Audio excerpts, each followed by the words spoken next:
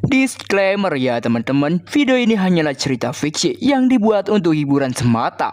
Tidak ada unsur menghina ataupun menjatuhkan suatu pihak. Dan juga apabila ada suatu kekerasan dan juga suatu yang tak pantas ditiru, saya memohon kepada kalian untuk tidak menirunya.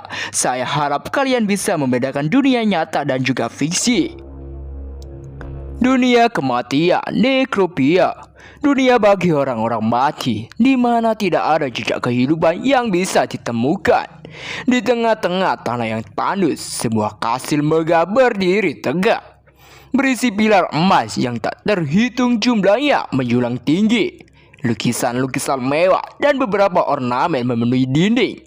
Aula besar dan luar berlantaikan bualan dan pahatan yang memikat dibahas secara rumit. Di atas semua itu, simbol dari kekuatan sejati, penguasa dari semua hal yang ada di sana, penguasa tertinggi Nekropia, sang penguasa kematian Karnak. Sebagai transcender tertinggi dan penguasa kematian, baru setelah 100 tahun berlalu, dia menyadari sesuatu. Seorang manusia seharusnya tidak berkuasa atas sesuatu perintah kematian. Saat dia masih menjadi manusia, Karnak adalah anak haram dari seorang bangsawan. Pada usia muda, dia kehilangan ibunya akibat kekerasan pada kediaman bangsawan itu. Tidak memiliki siapapun selain dirinya sendiri. Secara alami, dia memiliki keinginan untuk mendapatkan kekuatan besar. Saat itulah, dia tanpa sengaja menemukan catatan terlarang mengenai nekromansi. Pada akhirnya, dia mulai keluar dari jalan kemanusiaan, karena kemudian mengarahkan seisi benua menuju kematian. 4 Great Martial King dan West Edge Mage melakukan perlawanan, tapi secara mutlak Karnak berhasil mengubah mereka menjadi pelayan setianya. Guardian of the World juga berusaha menghentikannya, tapi dia mengubah tubuh fisiknya menjadi transcender sejati, mengubah bahkan Guardian terakhir dunia, Dragon Emperor Kriteria, menjadi pelayannya. Dengan begitu, Necromancer terkuat di dunia, sang penguasa kematian, terlahir. Benar, kupikir segalanya sudah menjadi milikku, bahwa aku bisa mendapatkan apapun yang kuinginkan. Itu 70 tahun lalu. Tapi apa yang bisa kulakukan dengan tubuh yang hanya berupa tulang belulang ini? Sampai kapan aku harus terus melanjutkan keberadaan yang tidak berarti ini? Angin sepoi-sepoi dan sinar yang cerah dan hangat, kehangatan dari sentuhan manusia, bahkan rasa sakit yang berasa saat pedang menembus tubuhku. Aku lebih baik daripada kehidupan yang terasa kosong ini. Di tengah gumaman Karnak, tiba-tiba muncul seseorang berzirah dan memberikan hormat kepada Karnak. Ia adalah Baros, jenderal pasukan kematian. Karnak dengan bantuan Baros berencana untuk pergi ke masa lalu, masa di mana ia masih menjadi seorang manusia. Baros sedikit memiliki kekhawatiran terhadap rencana yang akan mereka lakukan apabila semua itu gagal. Namun Karnak malah mendetek Baros karena dirinya memiliki keterikatan pada hidupnya saat ini. Mereka pun memulai rencananya, dan kini terlihat ada seseorang berambut kuning berusaha membangunkan Karnak. Dan ternyata itu adalah Baros dalam wujud manusia. Dengan begitu, berarti rencana mereka sudah berhasil. Apa itu kamu, Baros? Ya, sudah lama sejak aku memiliki wajah ini. Anda terlihat persis sama seperti dulu. Tubuh kurus, rambut hitam, bahkan juga raut arogan di wajah Anda. Karena perkataan Baros yang sedikit menyinggungnya, Karnak sedikit jengkel. Namun pandangan Karnak teralihkan oleh sebuah buku catatan yang tergeletak di meja. Karnak secara tiba-tiba memusnahkan buku itu menggunakan api berwarna ungu. Baros yang melihatnya mempertanyakan soal apakah itu tidak masalah jika buku itu terbakar. Namun karena berkata bahwa semua itu tidak masalah karena semua isi dari catatan itu sudah tersimpan di ingatannya. Karena perut mereka kosong, Mereka berdua memutuskan untuk pergi mencari makanan. Dan kini terlihat mereka berada di sebuah restoran. Mereka berdua yang telah lama tidak merasakan nikmatnya makan makanan yang lezat. Mereka sangat terharu karena bisa merasakan rasa dari makanan. Tak lama kemudian, pelayan restoran menyajikan makanan kepada Banggu di sebelah Karnak dengan aroma yang sangat menggoda dan terlihat sangat lezat. Tentu saja mereka berdua sangat tergiur. Bahkan mereka seperti melihat sebuah harta karun yang luar biasa mahalnya. Karnak yang gak tahan berusaha merebutnya dan menghabisi semuanya saja. Aduh, enak aja tinggal habis-habis. Namun Baros memperingati Karnak karena dengan kekuatan mereka yang sekarang, mereka pasti akan menjadi bulan-bulanan. Baros pun berkata lagi kepada Karnak bahwa mereka memiliki sebuah masalah. Ia merasa ada sesuatu yang salah dengan perjalanan mereka ke masa lalu ini. Permasalahannya adalah bagaimana bisa mereka memiliki uang yang banyak, padahal saat ini keuangan keluarga Cesar dalam keadaan miskin. Kakek Karnak, Baron Krelin, memiliki banyak usaha dengan jaminan wilayah. Semuanya gagal dan hanya tersisa hutang untuk ayahnya, Baron Karput. Sayangnya, ayahnya Karnak tidak memiliki kemampuan untuk menangani hutang yang terus bertambah. Dan dua anak dari istrinya adalah anak tidak membantu sama sekali bagi keluarga. Karena anak yang lahir dalam keluarga yang hancur, menerima semua cemooh dan penganiayaan dari keluarga dan nyaris tidak bisa bertahan setiap hari. Setidaknya seperti itulah keadaan yang dialami karena kembali membahas soal uang yang sangat banyak yang mereka bawa sekarang. Mereka sangat bingung dan bertanya-tanya. Bahkan Karnak menyimpulkan bahwa sihir time space regressionnya salah. Baros yang seorang ahli pedang menjawab bahwa dirinya tidak tahu karena dirinya hanyalah seorang ahli pedang. Karnak menyimpulkan bahwa mereka tak kembali ke masa lalu, tapi banyak sekali kemiripan dengan ingatannya. Memecah semua kebingungannya, Baros malah menyuruh Karnak untuk memesan ayam. Karena mereka memiliki banyak uang, Karnak yang dari awal memang ingin memakan ayam. Tak pikir lama, ia langsung memesan 2 ayam utuh. Ya, kini kita langsung menuju panel setelah Karnak dan Baros setelah memakan makanan yang ada di restoran. Mereka berdua dengan perut yang sudah membesar atau bisa dikatakan kenyang. Mereka merasa tidak sanggup untuk melanjutkan perjalanannya dan lebih baik bersandar di pohon saja. Tapi dari semua itu, yang bikin mereka bertanya-tanya adalah sikap semua orang yang sangat baik kepada mereka. Seperti manajer stasiun kuda, ia mencoba untuk menjilat mereka. Dan juga semua warga yang selalu menghina dan merendahkan mereka. Kini mereka sangat menyanjung dan menghormati mereka. Dari semua kejadian yang aneh itu, mereka menjadi penasaran dengan kondisi di kediaman. Namun di situ Baros merasa sedikit kesal karena dirinya tak memiliki kenangan yang baik di sana. Baros juga seorang yatim piatu, jadi tak menjalani kehidupan yang nyaman. Orang tuanya bajingan penipu sebelum melantarkan Baros di tengah malam. Dan Karnaklah yang menampungnya saat dia sekarat sendirian. Setelah itu, Karnak membawa Baros pulang bersamanya. Dan secara mengejutkan, ayah Karnak mengizinkannya. Ya, meskipun Karnak adalah anak haram, keluarga harus menyelamatkan mukanya. Dan Karnak memerlukan semacam pembantu. Di tengah lamunannya, Baros harus membuyarkannya karena mereka sudah sampai di kediaman Jestart. Baros yang sedikit asing dengan kediaman Jestart yang ia lihat saat ini mempertanyakan kepada Karnak apakah benar ini adalah kediaman Jestart. Karnak yang melihatnya menjawab, "Sudah pasti, semua ini adalah tempat yang ada di dalam ingatanku." Tembok bata menjulang tinggi, sebuah bangunan 2 lantai dengan teras, sebuah taman luas yang mengelilinginya. Ya, semua itu sama. Namun dari semua itu, yang berbeda ialah semuanya nampak sangat indah.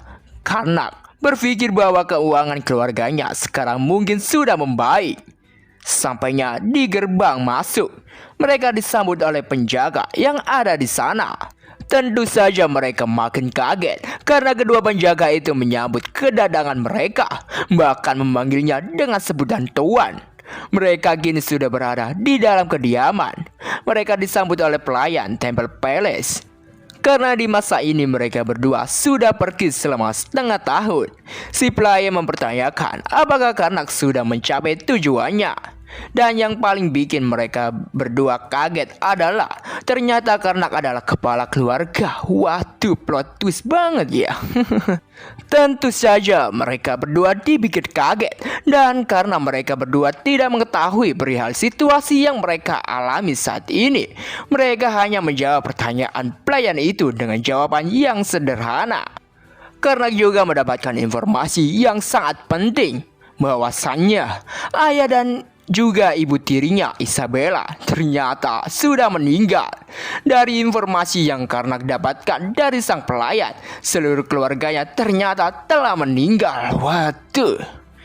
Karnak dan juga Baros tengah berbisik-bisik mengenai tujuan mereka.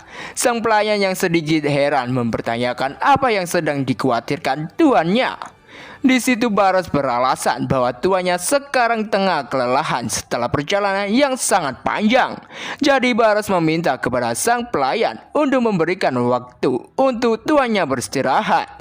Sang pelayan yang menyadari semua tindakannya salah meminta maaf kepada Karnak dan dirinya izin untuk meninggalkan tempat ini.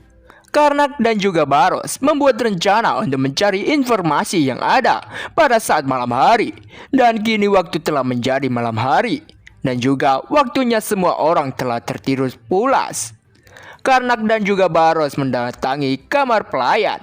Di situ Baros memberikan sebuah obat yang dapat membuat orang yang menjadi seperti terhipnotis. Karnak langsung menggunakannya kepada sang pelayan dan sebuah aura gelap langsung merasuki tubuh pelayan itu melalui lubang hidungnya. Bangkitlah pelayanku. Sang pelayan yang telah terpengaruh langsung bangkit dan menjawab semua pertanyaan yang ditanyakan oleh Karnak. Katakan kepadaku soal detail bagaimana keuangan Zestat bisa pulih dan bagaimana aku bisa menjadi pimpinan keluarga. Ini terjadi 4 tahun lalu saat tuan muda kedua pergi untuk berlatih. Dia menemukan urat besar tembaga dan mengembalikan keseimbangan keuangan kita. Setelah menerima jawaban itu, karena kini mempertanyakan atas tewasnya semua keluarganya. Masalahnya adalah lokasi urat tembaga itu.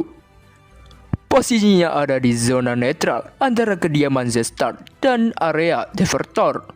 Kedua kediaman mengklaim kepemilikan lokasi tembaga itu dan berubah menjadi perang antara dua wilayah.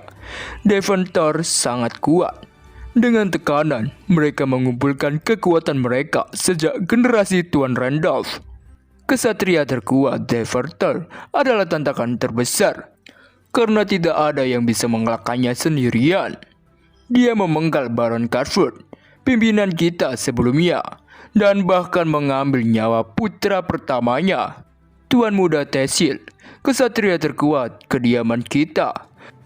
Tuan Muda kedua, Faral, kehilangan kedua kakinya karena Tuan Randolph dan memutuskan untuk mengakhiri hidupnya.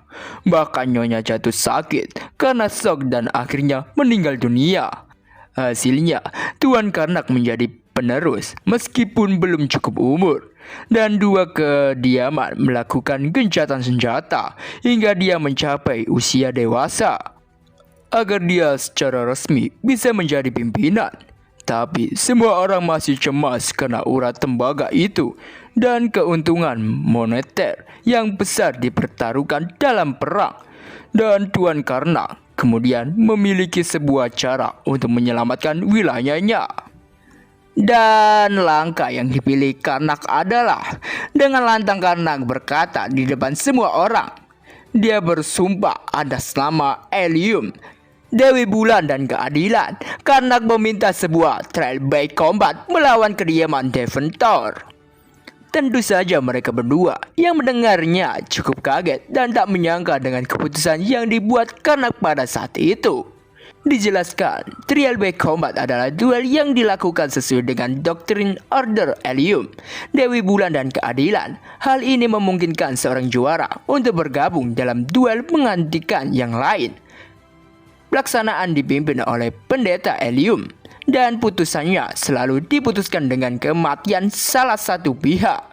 Baros mengetahui Karnak bahwa dirinya menggali kuburannya sendiri.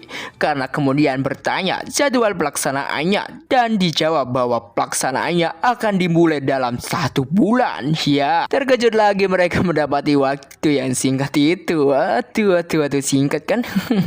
Dan singkat cerita, kini terlihat Karnak telah menyiapkan makanan yang sangat lezat untuk Baros.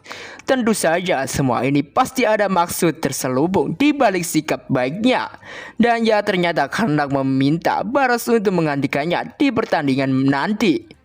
Baros tentu saja menolaknya karena kemampuannya belumlah sehebat ketika mereka berada di Necropia. Karena sebuah pengalaman belum cukup, tapi tidak kalau dirinya berlatih selama setengah tahun. Tapi ini cuma 1 bulan, jadi mustahil. Di situ Karnak menyuruh Baros untuk menggunakan nekromansi. Namun Baros menantangnya dan mengingatkan Karnak soal kejadian di masa lalu. Tepatnya saat itu mereka dikejar dan diburu karena menggunakan nekromansi. Mereka dianggap sebagai seorang iblis dan harus dimusnahkan. Karena pada saat itu tidak segan mengeluarkan kemampuan nekromansinya untuk menghabisi semua orang yang mengejarnya. Karena kejadian itu Baros mengingatkan Karnak supaya kejadian di masa lalu tidak terulang lagi. Sambil membawa makanan pergi, Baros dipanggil Karnak dan disuruh untuk duduk lagi. Karena dirinya memiliki sebuah rencana tapi sedikit beresiko. Singkat cerita, di kediaman Deventor, tepatnya di benteng Deventor, terlihat banyak prajurit tengah berlatih untuk persiapan 1 bulan ke depan. Seseorang dengan rambut kuncir kuda mempertanyakan persiapan untuk pelaksanaan Trial by Combat. Randolph, kesatria terkuat Deventor, berkata tidak ada yang dikhawatirkan karena hanya untuk melawan anak buangan itu hanyalah sesuatu yang mudah. Di tengah itu ternyata ada kerumunan dan ternyata ada seorang pedagang yang tengah berjualan di situ. Ya, ternyata rencana yang dibuat Karnak adalah menyuruh Baros untuk menyusup ke tempat latihan kediaman Deventor. Di situ Baros terus mengamati setiap gerakan yang dilakukan oleh Randolph. Tapi Baros tidak sadar bahwa dirinya tengah diawasi oleh seorang wanita di belakangnya. Baros ditegur oleh wanita itu karena terus mengawasi Randolph. Baros dengan aktingnya yang sangat bagus mencoba untuk membuat wanita itu supaya tidak curiga. Dan ternyata sang wanita itu adalah adik Randolph. Baros beralasan bahwa dia sangat terpesona dengan semangat King terkuat di utara, dan ia juga menawarkan barang jualannya kepada adik Randolph. Singkat cerita, kini Baros telah kembali ke kediaman Jester. Dengan suasana hati yang sangat bagus, ia menyapa Karnak dan mempertanyakan tentang latihan stamina yang dijalankan oleh Karnak. Namun pemandangan yang sangat mengerikan dilihat oleh Baros. Ya, karena tergeletak di tanah karena kelelahan. Baros yang panik berusaha untuk membangunkan Karnak. Karnak di situ mengeluh karena baginya semua ini sangatlah berat baginya. Namun Baros terus berusaha untuk Karnak melakukan latihan. Dengan memasang sikap seperti iblis, Baros memaksa Karnak melakukan latihan keras. Dengan diawali makan makanan yang bergizi dan dilanjutkan latihan fisik. Kegiatan itu terus berulang setiap harinya hingga sampai ke hari ke-15. Baros kali ini mengajarkan ilmu berpedang kepada Karnak. Karnak diberikan sebuah pedang dan disuruh untuk melakukan kuda-kuda. Tapi setelah Baros melihatnya, kuda-kuda yang dibuat Karnak sangatlah kacau. Lengan terlihat gemetar, bahu yang tidak rileks, pandangan kurang fokus, dan juga posisi kaki yang sangat buruk, sehingga Baros membenarkannya.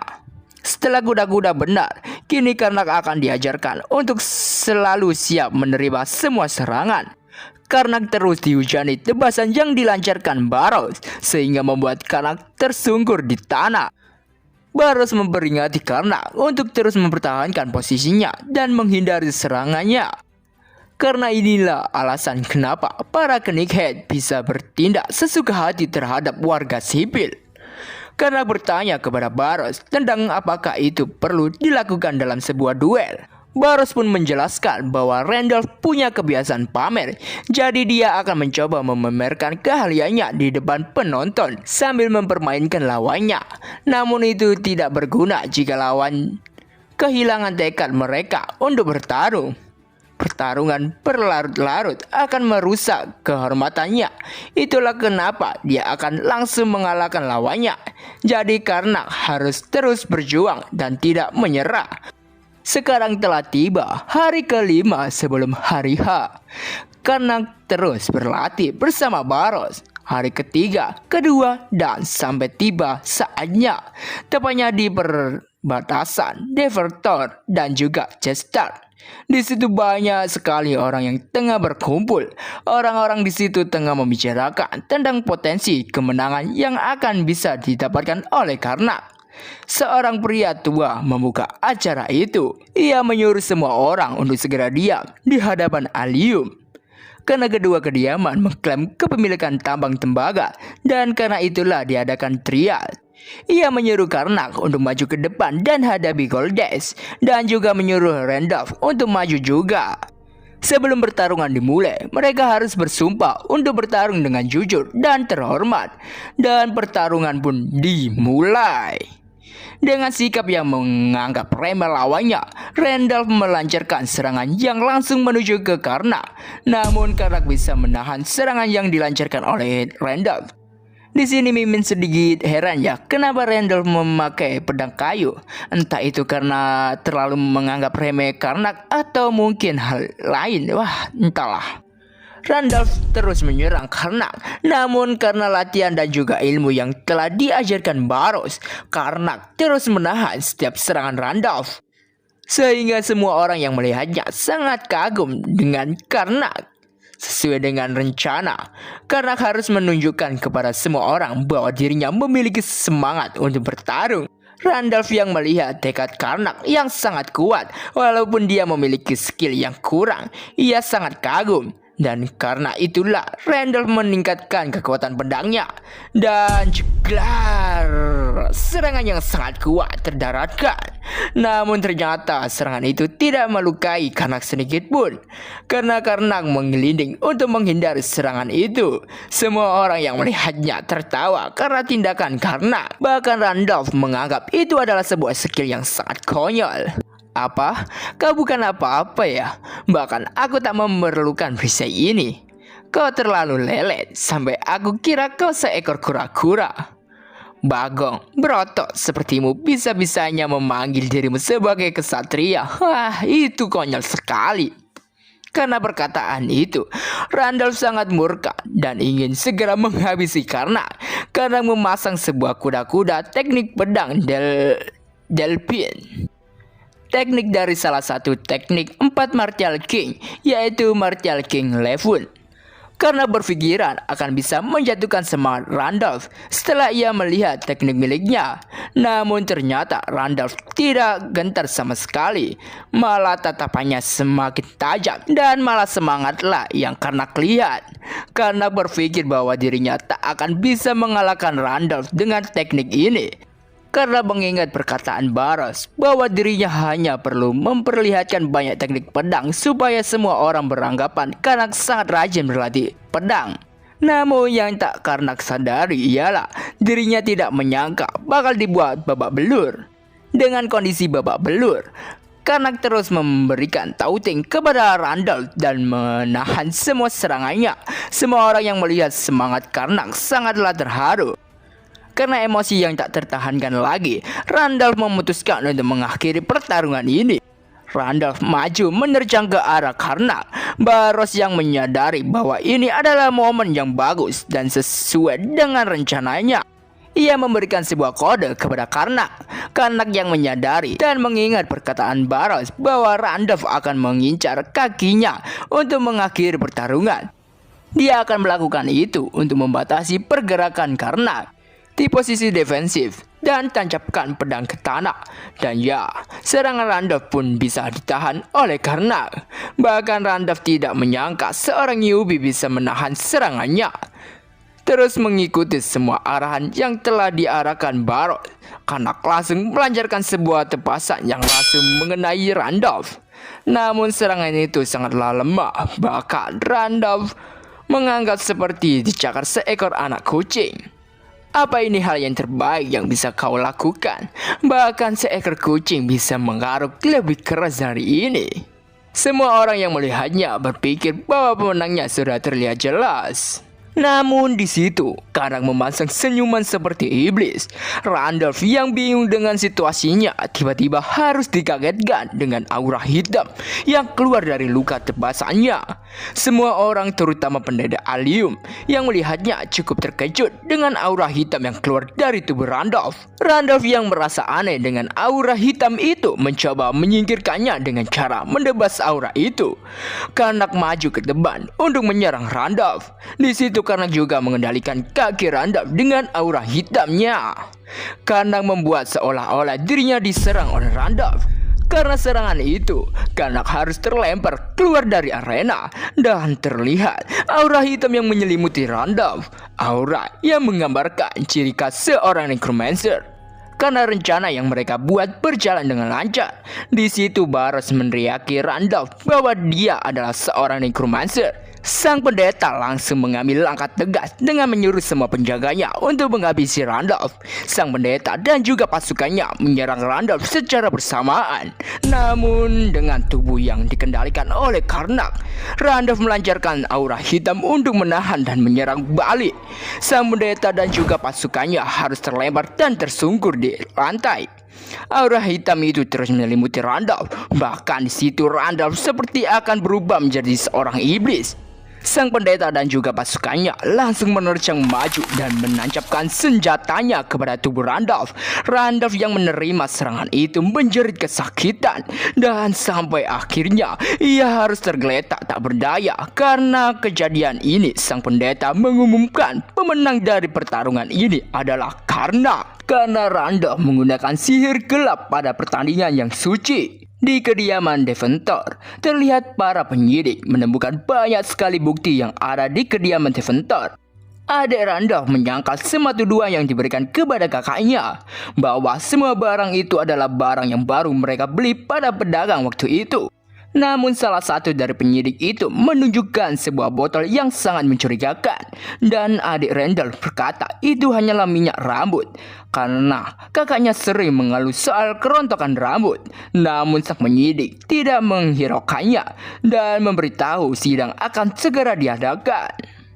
Beberapa hari kemudian, tepatnya di kediaman Jester, Baros dan juga Karnak merayakan keberhasilan mereka dengan makan makanan yang lezat. Mereka membahas semua keberhasilan mereka. Kita mundur ke 1 bulan yang lalu, tepatnya ketika Karnak menyusun semua rencananya. Mereka merencanakan akan memfitnah Randolph sebagai seorang necromancer. Karnak akan menanamkan sebuah skill pengendali dengan level tinggi, sehingga para order tidak akan menyadari bahwa Karnak berada di belakang itu. Tapi syarat untuk mengaktifkan skill itu adalah harus membuat targetnya mengeluarkan cairan merah. Karena beranggapan dengan kemampuannya yang sekarang, ia ragu bisa membuat Randolph mengeluarkan cairan merah. Namun di situ Baros memberikan solusi kepada Karnak. Waktu pun kembali ke masa sekarang, tepatnya di kuil agung Geselan, Order of Allium. Sang pendeta melaporkan kepada pimpinannya mengenai kejadian yang terjadi di pertarungan trial by combat. Dari semua pengalaman dan investigasinya yang pendeta itu buat, ia menganggap benda yang ia pegang ini bukanlah dari necromancy biasa, melainkan menggunakan fragment transcender. Ia adalah Darkness of the Apocalypse. Karnak dan Baros bersorak bahagia merayakan keberhasilan mereka. Di situ juga Baros sedikit khawatir karena dengan hilangnya keluarga Deventor, maka akan banyak pihak yang akan mengambil alih tambang. Karnak pun berkata bahwa karena itulah dirinya harus memperkuat necromancernya. Tapi Baros juga bertanya apabila para order mengetahuinya apakah akan yang terjadi. Dan Karnak pun menjawabnya dengan berkata bahwa dirinya harus menemukan cara untuk menggunakan nekromansi tanpa ketahuan. Waktu terus berjalan dengan cepat. Kini sudah berada pada 3 bulan kemudian. Terlihat Karnak tengah fokus menyerap energi dari cahaya bulan.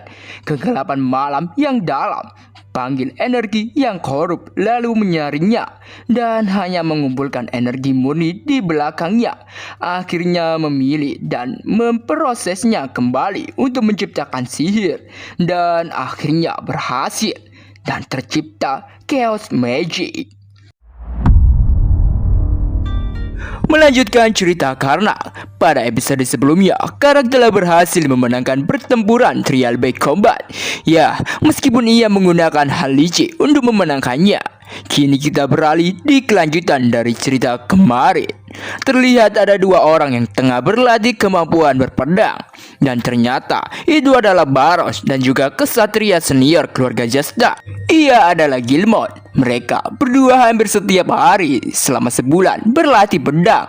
Meskipun Baros sebenarnya sangatlah mahir dalam ilmu berpedang, namun syarat untuk menjadi kening head resmi keluarga Jesta, Baros harus melewati semua latihan ini.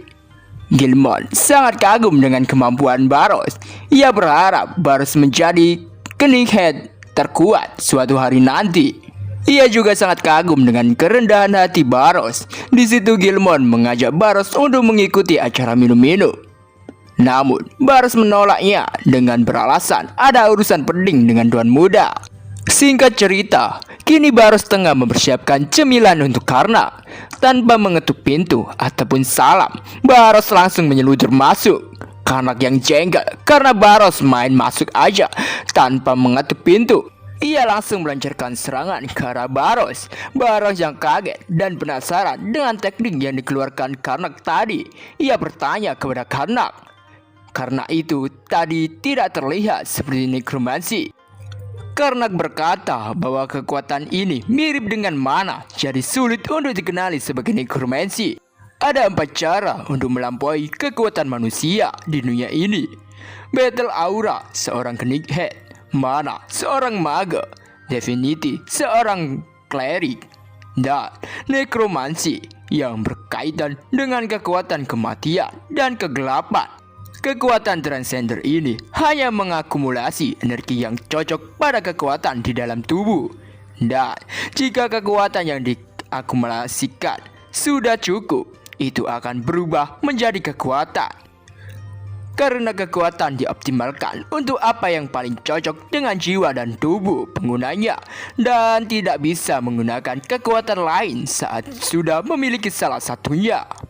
Baros terus bertanya tentang cara Karnak merubah nekromansinya menjadi sebuah mana.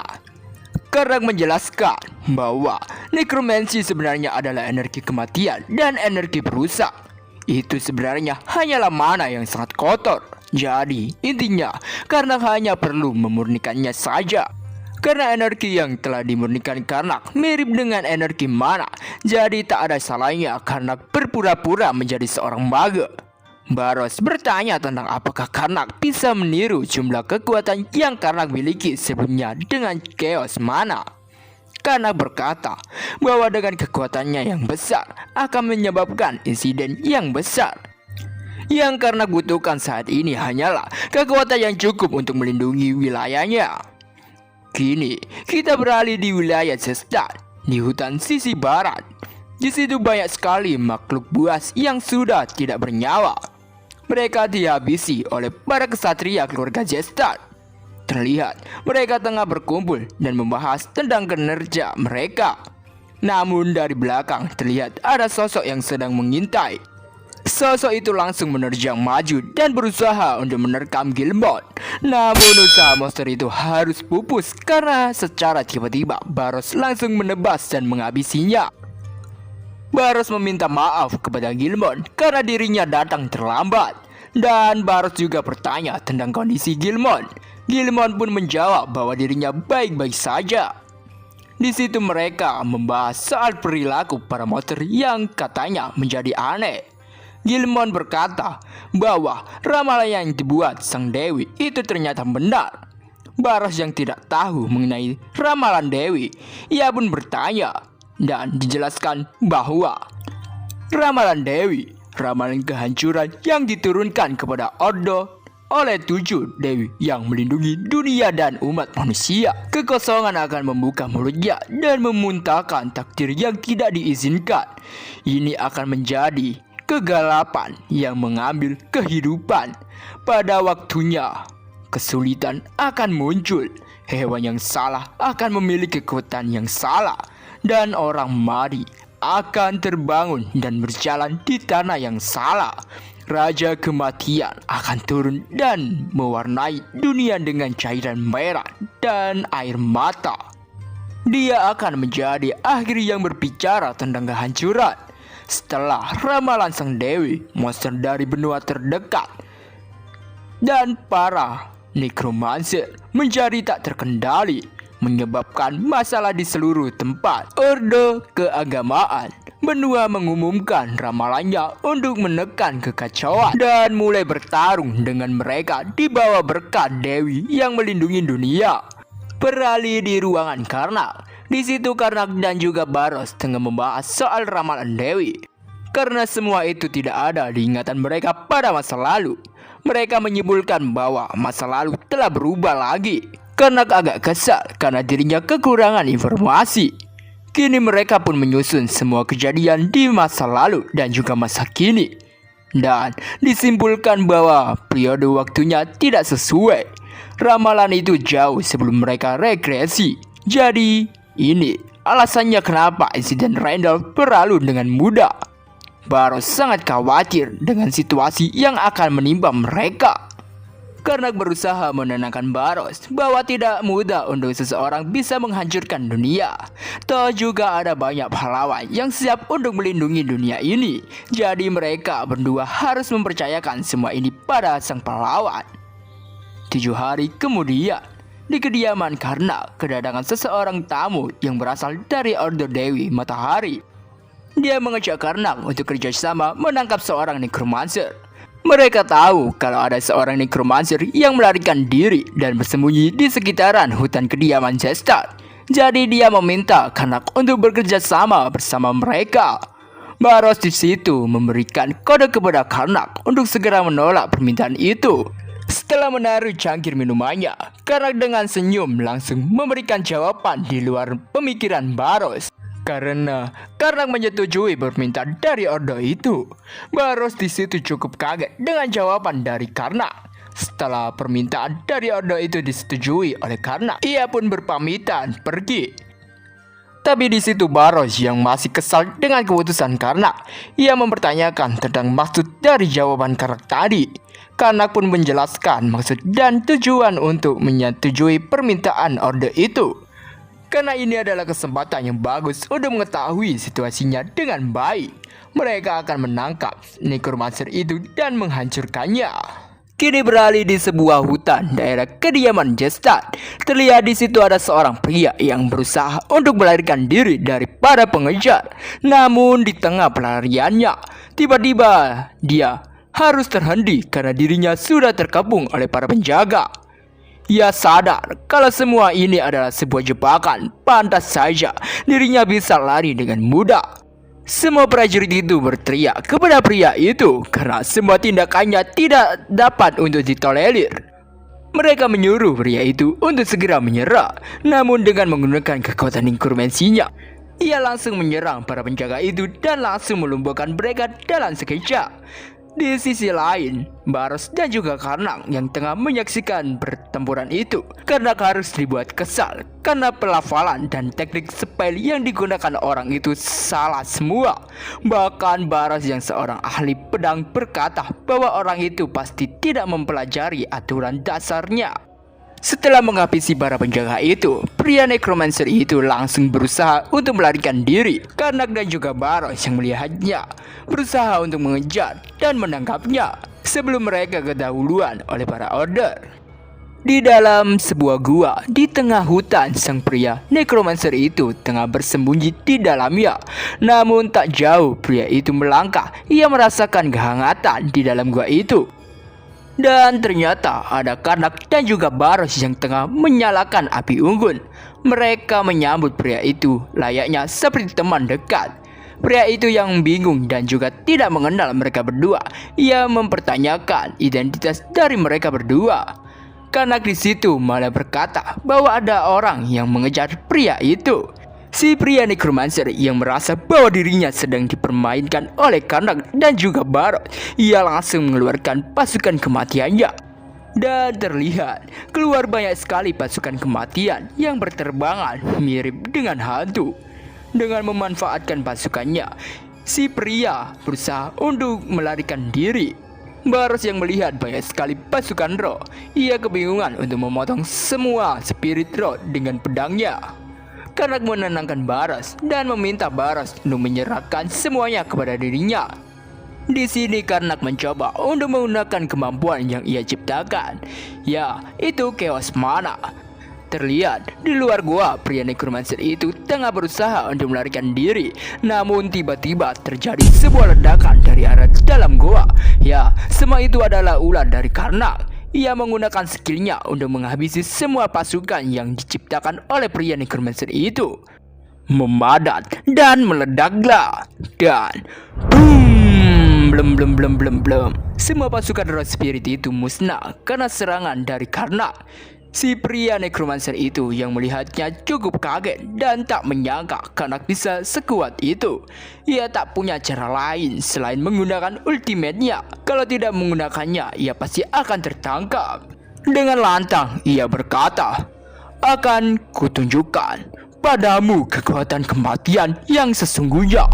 Majulah, Evil Spirit." Dan terlihat wujud dari sebuah kekuatan nekromansi, sebuah spirit yang menyerupai malaikat pencabut nyawa, Evil Spirit.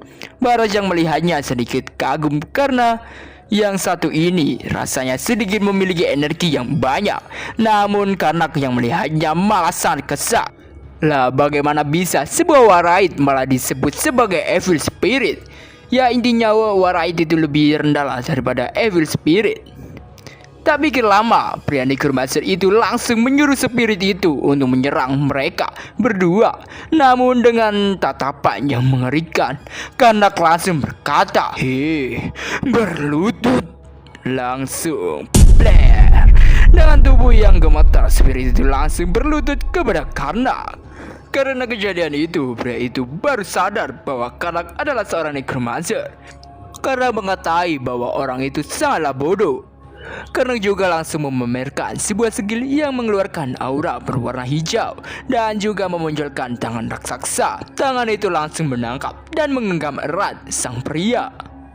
Setelah tertangkap, mereka langsung menggunakan teknik penghipnotis yang bisa membuat target menjawab semua pertanyaannya yang ditanyakan oleh pengguna. Di situ Karnak bertanya, "Hei, bagaimana caramu mendapatkan kekuatan nekromansi?" Sang pria nekromansi pun menjawab, "Itu hanyalah sebuah kebetulan. Aku tenggelam dalam penderitaan dan jalan seperti biasanya. Tiba-tiba kegelapan dari gang menelanku. Kekuatan tak dikenal mulai mengalir di dalam tubuhku. Aku sadar kalau itu adalah Darkness of Apocalypse. Seperti yang dikatakan oleh ramalan, dengan kekuatan yang ada untuk diambil. Aku tidak ragu sedikit pun. Menggunakan kekuatan ini sangat mudah dan aku dengan cepat bertambah kuat. Lalu, dengan kekuatan ini, aku menghabisi orang-orang yang tidak kusukai dan menyelinap ke dalam mansion." Karena yang mendengarnya merasa bahwa orang ini tidaklah berguna. Jadi mereka pun memutuskan untuk membersihkan semuanya saja. Dan slash. Singkat cerita, kini mereka sudah ada di kediaman Sestan. Di situ Karnak menjelaskan kepada Baros bahwa kekuatan nekromansi itu adalah kekuatannya yang terbuang dan menyebar di berbagai tempat dan menjadi Darkness of the End. Baros menyuruh Karnak untuk memanggil semuanya untuk kembali saja. Namun Karnak membalas bahwa semua itu mustahil untuk dilakukan. Hasilnya sudah pasti, mereka harus melakukan sesuatu. Mereka harus pergi untuk mencarinya. Mereka berdua pun kini memulai perjalanan untuk mencari Darkness of the End. Baros bertanya kepada Karnak, Karena Darkness of the End tidak mungkin akan berjalan sendiri kepada mereka. Jadi Baros bertanya apakah Karnak memiliki sesuatu magic pelacak. Karnak menjawab bahwa tentu saja tidak. Mereka harus melakukannya dengan cara lama, yaitu dengan cara datang ke tempat pengumpul informasi. Lebih tepatnya itu adalah Adventure Guild. Ya, dulu mereka seringkali datang ke sini dengan cara berpura-pura menjadi seorang adventure, tapi kali ini akan berbeda. Mereka berdua pun masuk ke dalam dan membeli informasi mengenai Darkness of the End. Mereka ingin informasi itu sampai ke detailnya, dan sang resepsionis memberikan banyak tumpukan informasi yang mereka punya dan memberikan kepada Karnak untuk dilihat.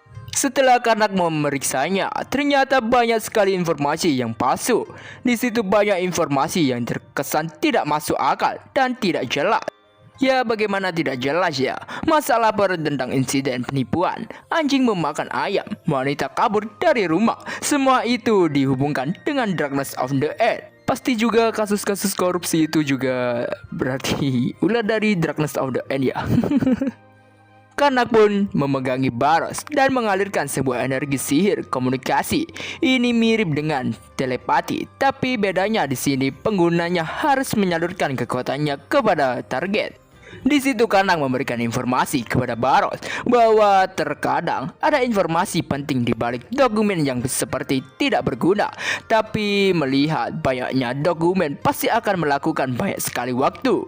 Maksudnya memakan. Namun tiba-tiba ada seseorang yang berteriak bahwa di kotanya ada seseorang necromancer jahat. Namun tidak ada yang percaya kepadanya. Ia akan segera membuat sebuah laporan kepada guild. Ia pun melaporkan kepada sang resepsionis, dan si resepsionis bertanya kepada sang pelapor. Apakah sang pelapor tidak mengadukan kepada kuil. Namun si pelapor itu berkata bahwa kuil sama saja. Mereka tidak percaya. Sang resepsionis pun menyuruh pelapor untuk menjelaskan detail dari kejadian itu. Ia pun menjelaskannya. Beberapa waktu lalu, ada orang asing bernama Cleo muncul di kotaku. Segera setelah ia datang, dia tinggal di sebuah mansion terbengkalai. Dia menebar pesona dengan senyuman kecilnya. Aku tidak tahu dari mana dia mendapatkan semua uang di umur semuda itu. Tapi dia mengadakan festival kota sepanjang waktu untuk membuat orang-orang kota menyukainya. Dia menggoda semua wanita muda kota dengan kemampuannya yang sangat aneh. Bahkan tunanganku, Emily, terpikat olehnya. Setelah menjelaskannya, ternyata sang resepsionis menolak laporan dari sang pelapor. Dan ia juga memberikan sebuah solusi kepadanya, yaitu dengan cara menyewa adventure secara pribadi. Namun harganya sangat tinggi. Si pelapor yang laporannya ditolak di situ, ia langsung pergi sambil marah-marah. Dasar penipu, kau akan menyesalinya, kata si pelapor tadi. Karnak dan juga Baros yang tak mendapatkan informasi, mereka juga bergegas untuk pergi. Baros di situ cukup curiga dengan orang yang bernama Cleo. Ia juga menyampaikan kecurigaannya kepada Karnak, dan ya, karena juga curiga alasan kenapa dia melakukan itu di kota pegunungan dan bukan di kota lain adalah hanya ada satu alasan kenapa dia akan memiliki wanita di tepi kota yang polos. Dia mengincar jiwa para perawat. Itu pasti semacam sihir hitam. Dan singkat cerita, mereka pun kini tiba di kota yang menjadi tempat tinggal Cleo. Karnak melihat bahwa ada semacam pelindung yang ada di kota itu. Baros yang tak bisa melihatnya kemudian diberikan sedikit sihir oleh Karnak supaya ia bisa melihatnya. Dan terlihat energi pelindung yang menyelimuti seluruh kota. Mereka berdua menyimpulkan bahwa dia pasti bukan seorang necromancer biasa. Jadi mereka berdua harus lebih jeli dan mereka harus mencari tahu apakah dia berhubungan dengan Darkness of the End. Tiba-tiba mereka harus dikagetkan oleh seseorang yang berteriak memanggil mereka. Dan ternyata orang itu adalah seorang pendeta. Sang pendeta itu memperkenalkan dirinya, dan dia adalah Alius, penyelidik rank 1. Dan Baros pun memperkenalkan Karnak kepada pendeta itu bahwa Karnak adalah Baron Karnak dari Jestad dan dirinya adalah kesatria keluarga Baros. Sang pendeta itu ternyata menyangka Karnak adalah seorang adventure. Dan ia juga mempertanyakan perihal Karnak datang ke sini. Karnak menjelaskan bahwa dirinya mendengar rumor aneh saat lewat di dekat sini. Jadi mereka ingin memeriksanya. Sang pendeta itu meminta bantuan dari Karnak dengan menyebut semua ini demi sang dewi. Mereka pun bertanya tentang apa yang bisa mereka bantu. Dan si pendeta menjelaskan bahwa ada sesuatu, tapi masih belum pasti. Tapi ada kemungkinan bahwa seorang necromancer bersembunyi di kota ini. Karnak dan juga Baros yang mendengarnya cukup kaget karena ternyata para order sudah mengetahuinya. Tapi mengapa mereka tidak melakukan sebuah pergerakan? Sang pendeta berkata bahwa para order tak akan bergerak kalau tidak ada bukti yang benar-benar konkret. Padahal bagi Karnak ini semua sudah sangat mencolok dan mencurigakan. Tapi mereka masih tidak mau bergerak. Waduh, emang ya itulah korup. Maka dari itu sang pendeta meminta bantuan kepada mereka berdua. Dia yakin dengan kekuatan dan kemampuan yang mereka miliki. Karena yang tak memiliki pilihan lain. Dan ini juga berhubungan dengan targetnya. Ia pun menyetujui permintaan pendeta itu. Mereka berdua kini dibawa ke kuil di kota. Mereka disambut oleh suster dan juga kepala kuil, Grace. Suster dan juga kepala kuil ternyata memiliki opini yang baik soal Cleo, bahwa dia tidak ada hubungannya dengan necromancy. Dan mereka berdua berkata bahwa telah menyiapkan tempat untuk Karnak dan juga Baros untuk beristirahat. Di sisi lain, tepatnya di mansion milik Cleo, di situ terlihat ada aura yang menyelimuti mansion itu. Di dalamnya ada seseorang yang melaporkan bahwa ada orang dari order datang untuk menyelidiki. Cleo di situ menyuruh orang itu untuk melaporkan kepadanya apabila ada sesuatu yang tidak beres. Sambil mencengkeram gelasnya, Cleo bergumam kesal kepada para tikus-tikus selalu saja mengganggu dirinya. Kembali kepada Karnak dan juga yang lain. Di situ mereka membahas soal opini orang-orang yang menganggap Cleo itu orang yang baik. Mereka beranggapan bahwa semua orang telah terpengaruh oleh Cleo. Pendeta itu memiliki niatan untuk pergi dan menemui Cleo secara langsung. Ia memiliki sebuah rencana, jadi ia meminta mereka berdua untuk mengikutinya saja.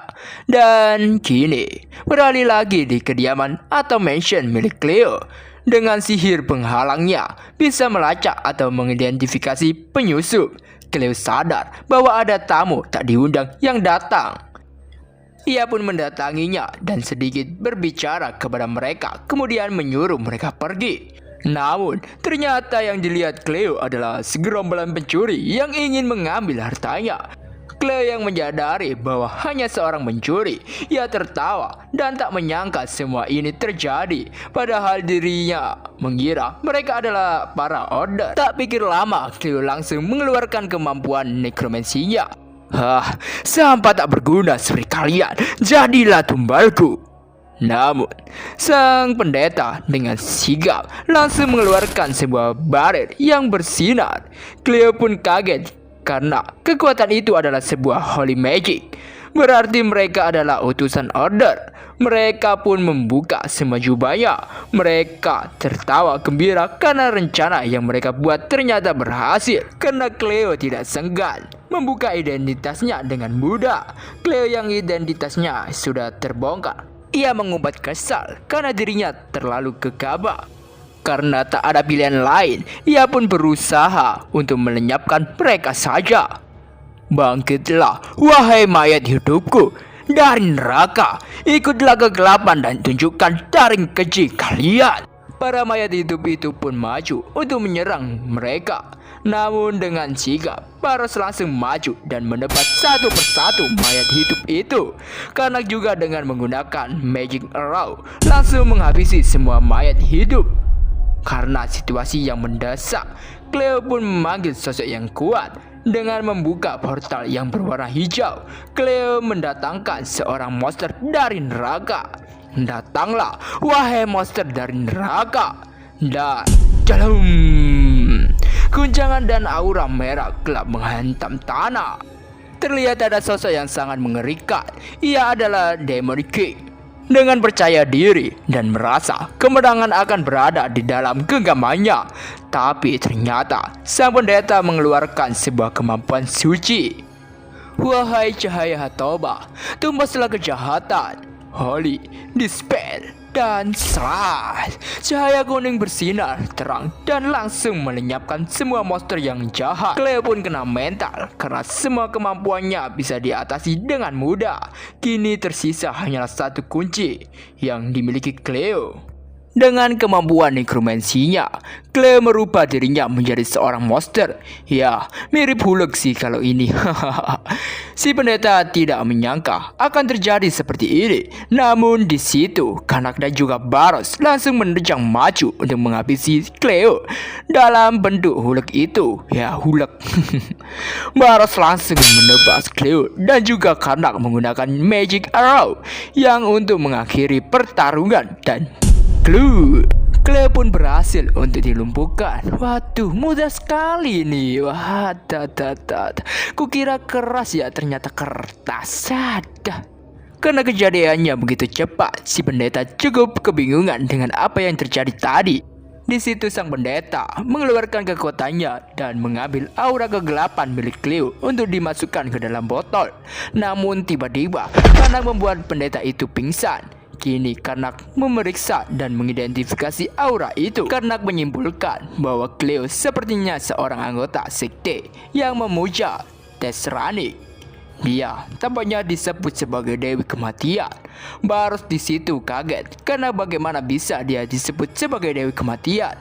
Bukankah Karnak menyebut bahwa dirinya dulu adalah seorang Dewa Kematian? Karena bukan sembarang orang yang bisa mengklaim gelar seperti itu. Karena juga tidak tahu perihal itu. Tapi berdasarkan kitab sektenya, Tesranik merupakan Dewi Kematian dan Kelahiran. Ia disembah sebagai entitas yang akan menyucikan dunia lewat kematian dan menciptakan sebuah surga. Baros yang mendengarnya berkata bahwa itu adalah sekte sesat. Mereka pasti membawa dampak kehancuran dunia. Selain itu, Karnak mendapatkan suatu hal yang ia dapatkan. Dengan kekuatan pendeta, Karnak bisa dengan mudah mengolah Chaos Mana.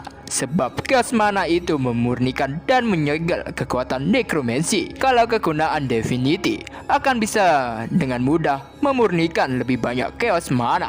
Karnak pun mengembalikan botol itu kepada pendeta.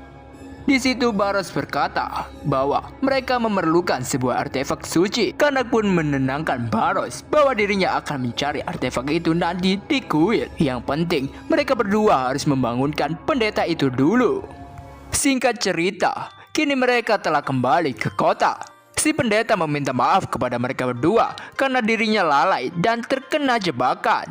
Ternyata di sini Karnak dan juga Baros berpura-pura bahwa sang pendeta pingsan karena terkena jebakan. Karena semuanya sudah teratasi, Karnak dan juga Baros berpamitan untuk segera pergi. Si pendeta bertanya tentang tujuan Karnak. Selanjutnya, Karnak menjawab bahwa mereka akan beristirahat di kota Derat. Sang pendeta pun mengucapkan salam perpisahan dan memberikan semua doa perlindungan kepada mereka berdua. Sebenarnya di sini si pendeta sedikit curiga dengan mereka berdua, jadi dia memutuskan untuk mencari tahu tentang mereka sebenarnya. Di episode sebelumnya, Karnak dan juga Baros yang tengah dihadapkan oleh seorang necromancer. Mereka bertarung melawan necromancer itu hingga necromancer itu dapat mereka tumbangkan. Kembali ke episode sekarang. Sang pendeta atau Elius sedikit curiga dengan Karnak dan juga Baros. Elius tahu mereka berdua bukanlah orang sembarangan. Elius berpikir untuk mencari tahu tentang identitas mereka berdua karena mereka pasti sangat membantu pada kastil. Kini kita beralih di pinggiran kota Deras. Di sebuah rumah kecil terdapat suara teriakan. Dan ternyata di dalam tengah terjadi adegan penyiksaan yang dilakukan oleh Karnak dan juga Baros, seorang necromancer yang tengah diikat secara terbalik dan juga terdapat bak yang berisi air di bawahnya. Sang necromancer itu tengah diinterogasi oleh mereka berdua.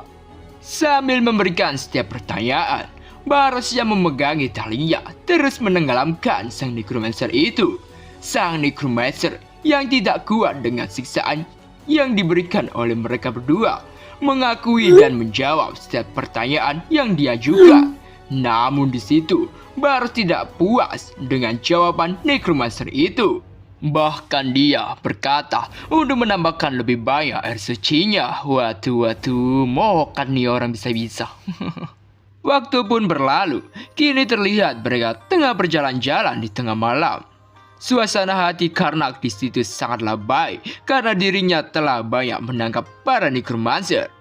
Baros sebenarnya sedikit terkejut karena Alius meminta bantuan kepada mereka berdua. Karnak menyimpulkan bahwa mereka berarti sangat membutuhkan bantuan. Mungkin juga para Ordo menyelidiki tentang mereka setelah kejadian kota Gelva.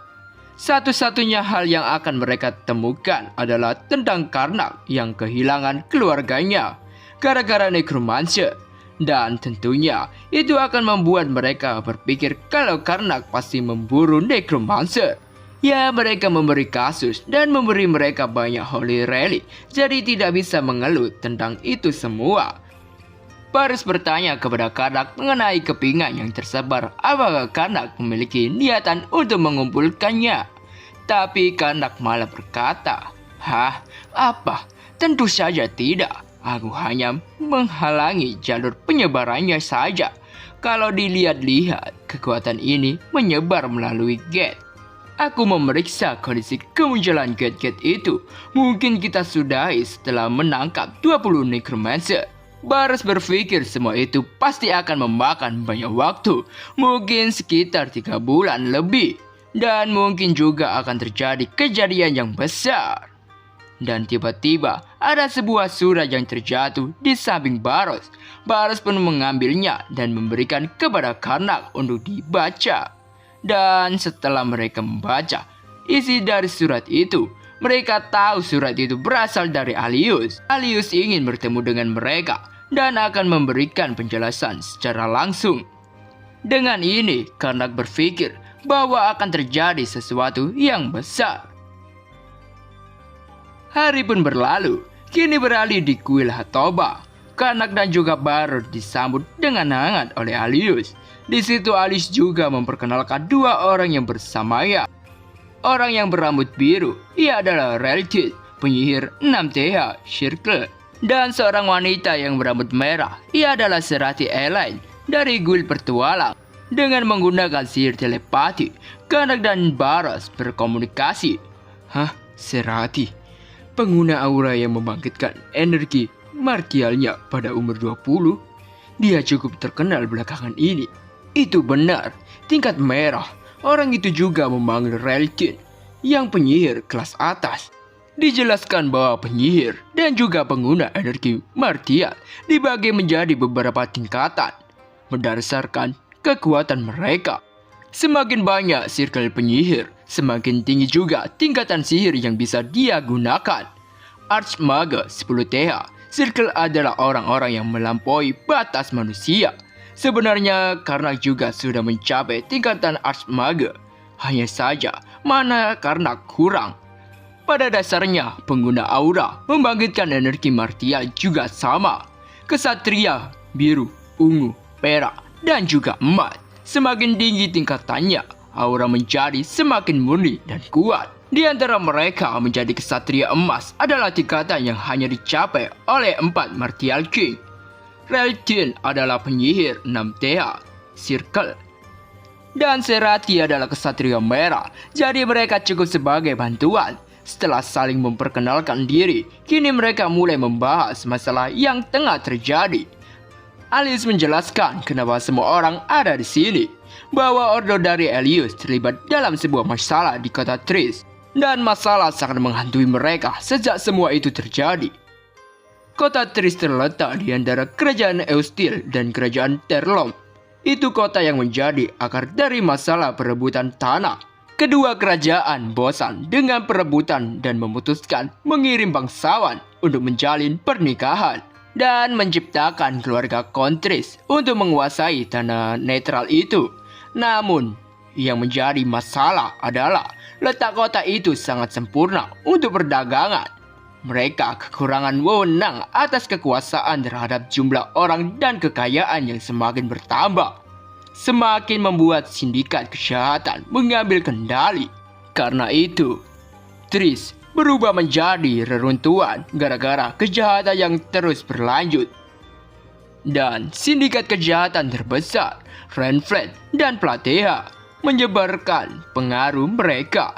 Dua klan mengklaim warisan dari keturunan Trish dan membagi kota. Tapi mereka berseteru untuk memutuskan pewaris yang sesungguhnya. Kerajaan yang sudah kerepotan karena kepengurusan kota setuju untuk mengakui pihak manapun bisa berkuasa sebagai kon baru.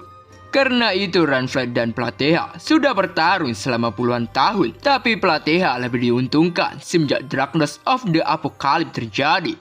Platea yang terlibat dalam perdagangan budak bekerja sama dengan Necromancer yang memiliki tujuan yang sama. Platea mulai menyerang Renfred dengan cepat, tapi mereka menarik terlalu banyak masalah. Renfred mengetahui tindakan Platea yang menggunakan Necromancer dan melaporkan pada Ordo. Dan Ordo mulai bergerak seketika memastikan kebenaran tentang penggunaan nekromansi. Dan pertarungan pun berakhir dengan kemenangan Renfred. Dan Platea bahkan hampir tidak bisa mempertahankan namanya. Karnak berpikir bahwa semua itu seperti masalah yang sudah selesai. Namun Elius menjelaskan bahwa Renfred juga dituduh menggunakan Necromancer. Tapi tidak seperti Platea, mereka menyembunyikan dengan cukup baik. Semua orang yang mendengarnya cukup kaget. Ternyata dua-duanya sama saja. Waduh, sulit ini. Karnak tanpa punya rasa malu langsung berkata, "Apa? Orang? Mereka sudah membuang jati diri sebagai manusia. Benar-benar tidak bisa dimaafkan." Ya, padahal Karnak juga seorang necromancer. Bahkan dia disebut sebagai Dead King. Waduh, emang sulit nih emang orang. Karena semua ini menyangkut nama baik Ordo Hatoba, jadi mereka berencana untuk bergerak secara diam-diam. Jadi mereka lebih baik menyamar untuk memasuki kota. Di situ Alius juga berkata bahwa ada seseorang pengkhianat. Ada yang membocorkan informasi dari dalam Ordo. Sebenarnya Alius telah mengirim sebuah kelompok untuk menyelidiki, tapi mereka menghilang tanpa jejak. Padahal mereka adalah petualang yang cukup kuat. Alius curiga semua ini tindakan dari Uskup Straff. Dia adalah pendeta kelas atas yang membantu Renfred dalam mengalahkan Platea. Karnak bertanya kepada Alius, apakah Elius tidak memberitahu kepada Ordo soal semua rencana ini. Alius pun menjawab, "Ya, itu benar. Aku melakukan semua ini atas keputusanku sendiri. Wewenang ada di tanganku, cukup untuk melakukan ini. Dan aku bisa melaporkannya nanti. Kita membutuhkan bukti kuat tentang penggunaan nekromansi." Jadi Alius mempercayakan semua ini kepada mereka berempat. Beralih di sebuah ruangan bawah tanah di kediaman Renfred. Suara jeritan kesakitan mengema di seluruh ruangan. Lorong gelap yang bersinarkan obor menambah efek mencekam. Dan terlihat beberapa orang yang tengah terikat dengan kondisi yang sangat menyedihkan. Mereka menerima siksaan setiap harinya. Dan kini kita baru tahu kalau semua orang itu adalah pasukan yang dikirim oleh Alius. Di situ berdiri dua orang yang ternyata mereka adalah para necromancer. Sudah lama sejak Ordo mengirim mereka. Apa menurutmu sudah waktunya mereka akan bergerak lagi? Kalau begitu aku akan menyambut mereka. Bagaimanapun juga mereka berbaik hati mengirim lebih banyak tumbal. Dan ternyata dugaan dari Alius memang benar. Dalang dari semua yang terjadi dan juga kebocoran informasi mereka, yaitu semua karena Bishop Straff. Dengan menggunakan kekuatan informasinya, ia menyiksa semua pasukan yang menjadi tahanan. Jeritan demi jeritan terdengar keras di situ.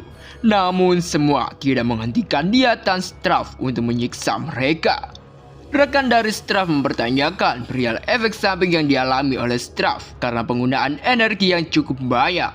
Dan Straff pun menjawab, Hahaha, tentu saja tidak. Karena itu, aku melindungi tubuhku dengan rahmat sang dewi. Semoga mereka mengirim petualang yang cukup kuat kali ini. Dengan begitu, aku akan mendapatkan keuntungan lebih banyak. Hahaha. Kini kita beralih di kelompok Karnak. Mereka kini telah sampai di kota Tris. Nampak setiap bangunan yang ada di situ terlihat seperti reruntuhan. Suasana yang kumuh, rumah nampak seperti kandang ayam, tanah yang tandus, dan juga orang-orang yang terlihat sangat menyedihkan. Ya, seperti inilah penampakan kota yang dipenuhi dengan kejahatan. Tak lama mereka menyusuri kota, tiba-tiba sebilah pisau langsung mengarah ke arah mereka. Namun target sasaran yang sebenarnya adalah cuma kantong uang yang dibawa Relkin. Kantong itu pun robek dan menjatuhkan semua koin emas yang dibawa oleh Relkin. Dan ternyata semua itu adalah ulah dari bocah-bocah yang berniat mengambil uang dari Relkin. Relkin yang sadar uangnya telah diambil sama bocah-bocah itu. Ia mengumpat kesal. Hah, sialan, uangku, dasar bocah sialan. Di situ Relkin mengeluh soal keamanan mereka saat tinggal di penginapan pada malam hari. Namun Alius menenangkannya bahwa dia tahu di mana tempat yang sangat aman untuk mereka menginap. Dan ternyata tempat itu adalah kediaman Plateha. Ya, tentu saja mereka terkejut lah bagaimana bisa mereka disuruh menginap di kediaman keluarga yang Alius kalahkan. Mereka pun kini berada di dalam kediaman Plateha. Mereka disambut oleh kepala kediaman Plateha, Siltera. Di situ mereka semua membahas tentang semua rencana untuk mengungkapkan jati diri semua necromancer yang ada di Ranford. Mereka memutuskan untuk kerjasama untuk keberhasilan misi kali ini. Dan beralih pada malam hari, tepatnya di kediaman Ranford. Terlihat pasukan berjubah hitam tengah bersiap untuk menjalankan tugasnya. Mereka bertugas sebagai pengalih perhatian. Dengan menggunakan bom molotov, mereka membuat kekacauan untuk mengalihkan semua penjaga yang ada di lapangan. Ledakan api yang menyebar begitu cepat membuat semua penjaga merasa panik. Sehingga semua itu bisa dimanfaatkan oleh kelompok Karnak untuk menyusup lebih dalam. Namun mereka harus terhenti karena pasukan di dalam aula sudah siap menghadang mereka. Dengan semangat, Relkin menyiapkan sebuah sihir api yang siap untuk melumat semua pasukan. Fireball. Doom. Ledakan yang kuat langsung menghantam semua pasukan yang menghadapi mereka. Chain Lightning. Seluruh rantai listrik kuning juga langsung menambahi serangan dari Relkin. Tak ingin ketinggalan dari rekannya, Seratin langsung menerjang maju untuk menghabisi semua pasukan dengan menggunakan aura pedang berwarna merah gelap. Seratin langsung menebas semua lawan yang berada di target serangannya. Dengan membabi buta, Seratin menebas semua lawannya. Namun, di balik serangan yang sangat mengesankan yang dikeluarkan oleh Seratin, di situ Baros malah menganggap serangan Seratin hanyalah biasa saja. Karnak pun menimpali bacotan Baros karena mengetahui Baros punya bacot, padahal dirinya tidak memiliki battle aura. Di tengah itu tiba-tiba ada beberapa pasukan yang menerjang maju untuk menghabisi mereka. Namun dengan gampangnya Baros menebas mereka. Tidak mau ketinggalan karena juga melancarkan sebuah serangan yang langsung menghabisi semua pasukan yang berusaha menerjangnya. Namun di sisi lain, Alius malah kayak bocah yang baru memegang pedang. Lah bagaimana bisa lawan udah habis semua, malah dia berlagak bertarung menggunakan pedang. Hahaha, emang lawa orang satu ini. Setelah menghabisi semua yang menjadi penghalang, mereka kini telah tiba dan memasuki aula. Ya, kalian berhasil sampai ke sini, seorang pengguna aura dan maga Hagrid. Kalian pasti cukup terkenal, tapi semua itu sia-sia di hadapan kekuatan kegelapan. Dan terlihat sosok yang mendominasi dengan sabit di tangannya, High Ranker Undead Spectre.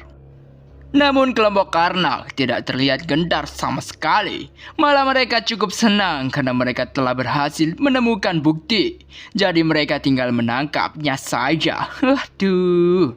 Ini sama aja buruan tapi datang sendiri nih. Enak ini. Hahaha. Kalian berani tertawa. Kita lihat sampai di mana kalian bisa tertawa. Maju, serap inti kehidupan mereka. Dan Undead itu pun maju untuk menyerang mereka semua. Namun Alius dengan menggunakan kekuatan sucinya langsung menyerang balik Undead itu. Cahaya Sang Dewi akan menghukum semua yang tidak murni. Undead itu pun langsung terdiam. Namun tiba-tiba Seratin menerjang maju ke arah 3 Necromancer itu. Alius yang melihatnya menegurnya karena Seratin tidak mendengarkannya. Namun Seratin menyangkalnya bahwa itu tadi bukanlah dirinya. Dan ya, tiba-tiba ruangan di situ berganti menjadi lebih mencekam. Gumpalan berwarna merah bergerak-gerak di setiap dinding ruangan itu. Suara tertawa khas seorang penjahat terdengar jelas di ruangan itu. Hahaha, hasil panen yang bagus. Seorang pengguna aura dengan Mage 6TH Circle. Bahkan penyelidik Alius. Alius sangat tidak asing dengan suara yang terdengar itu. Ya, itu adalah Uskup Trisperis Straff. Hahaha, itu benar. Kau datang ke sini karena kau mencurigaiku sejak awal, ya kan? Alius sangat menyayangkan pilihan dari Straff. Dia tergoda dengan kekuatan sampai dia berada di jalan yang salah. Di sisi lain, Reltin dan juga Seratin mencoba menghancurkan gumpalan merah yang menutupi jalan keluar. Namun usaha mereka sia-sia karena mereka tidak bisa menghancurkannya. Alius berkata kepada mereka bahwa kekuatan mereka melemah karena kegelapan. Bahkan, Divine milik Alius tidak berguna karena menyadari bahwa Divine Power milik Alius dimakan oleh kekuatan nekromansi. Hahaha, kau pikir orang yang kalian lewati tadi adalah nekromancer asli? Kalian salah. Jika hanya itu yang nekromancer punya, kenapa Seven Order akan sangat waspada pada kekuatan kegelapan? Jadi Alius, bagaimana rasanya bertemu dengan nekromancer asli? Karnak memberikan kode kepada Baros untuk segera bersiap-siap. Karnak menyadari bahwa penghalang ini bercampur dengan Divine dan Necromancer. Karnak tidak pernah melihat penghalang seperti ini sebelumnya. Tidak ada yang bisa dilakukan Karnak. Ia hanya bisa menggunakan Chaos Mana dan Necromancy Power. Dan tiba-tiba muncul sebuah boneka Necromancy. Cutting Golem. Golem-golem itu mulai bergerak dan menyerang mereka. Alius pun memasang sebuah barrier untuk melindungi mereka semua. Namun barrier itu tidak bisa bertahan lebih lama. Terlihat sebuah retakan karena serangan golem itu. Dan barrier itu pun hancur dan membentalkan Alius dan Reltin. Mereka berdua tak sadarkan diri dan langsung ditangkap golem-golem itu. Seratin dengan menggunakan aura pedangnya berusaha untuk menebas golem itu. Namun serangannya tak memberikan efek sama sekali. Malah Seratin tertangkap oleh golem itu. Untungnya Baros datang dan langsung menebas lengan golem itu. Dan langsung menghabisi golem itu. Seratin yang melihatnya cukup terheran oleh Baros. Karena bagaimana bisa Baros bisa mengalahkan golem itu tanpa aura pedang. Baros pun menjelaskan pada Seratin bahwa dirinya hanya menyerang bagian golem yang tidak diperkuat oleh mana. Di sisi lain, Karnak tengah berusaha mencoba untuk menghancurkan penghalang. Namun, semua usahanya masih saja belum menemukan hasil yang bahkan dengan menggunakan nekromansi. Karnak pun terus berusaha mencari celah untuk menghancurkan penghalang. Sambil berpikir, Karnak juga terus menghancurkan semua golem. Hingga menyebabkan Straff merasa kesal karena pasukan golemnya bisa dikalahkan dengan mudah. Karena itulah dia tak boleh menganggap remeh. Jadi ia langsung mengeluarkan sebuah makhluk yang cukup kuat. Karnak di situ memasang sebuah barrier dan menyuruh Seratin untuk segera masuk. Namun ternyata Seratin tak sempat untuk pergi ke barrier, jadi tak ada pilihan lain selain melawan makhluk itu. Seratin pun menebas makhluk itu, namun tak terjadi apa-apa, malah tangannya lah yang terluka. Ia pun berhasil ditangkap makhluk itu. Untungnya Karnak telah berhasil menghancurkan penghalang yang Straff buat. Karena menghancurkan penghalang dengan cara menempatkan penghalang yang ia miliki, Straff pun di situ murka dan mengeluarkan pasukan kematian atau mayat hidup. Dengan kemampuan yang Karnak dan juga Baros miliki, mereka dengan mudah menghabisi semua mayat hidup itu. Karena mendapati semua itu, Straff pun mulai serius. Hahaha, tidak buruk, tapi tak ada gunanya melawan kekuatanku. Datanglah, iblis Gehenna. Dan lingkaran sihir merah gelap pun terbentuk dan keluar sebuah iblis Gehenna. Hahaha, pembuat kontrak, katakan apa keinginanmu? Straff memerintahkan iblis itu untuk melenyapkan Karnak dan juga Baros. Namun iblis itu sangat kebingungan karena ia tak melihat siapapun di hadapannya.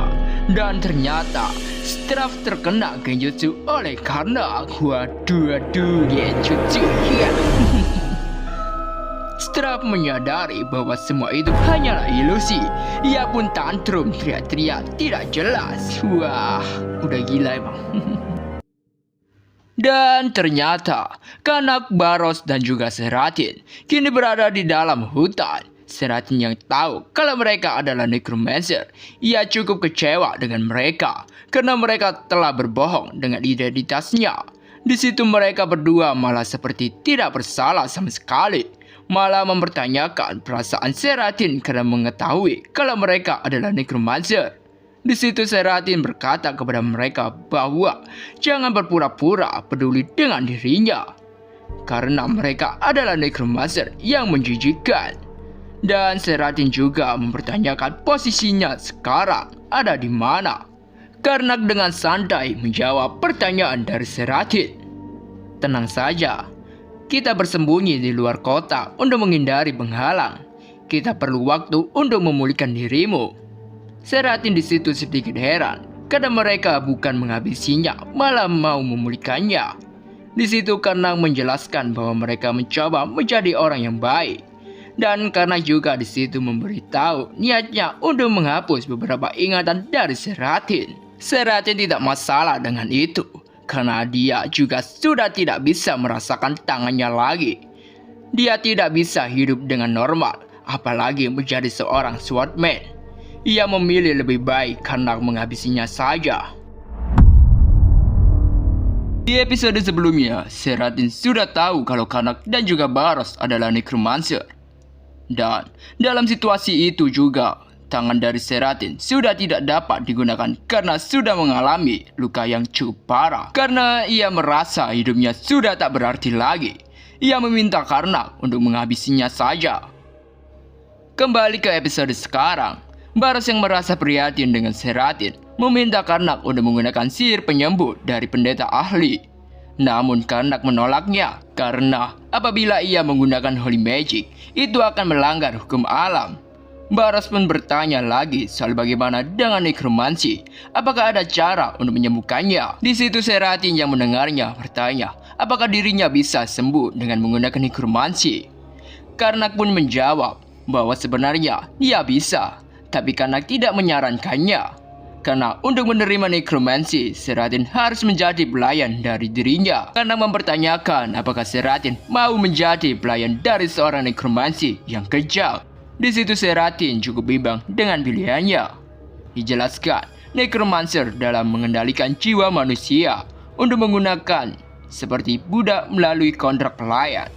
Ada banyak cara adventure yang tertangkap mengalami siksaan yang kejam hingga hidupnya mereka berakhir.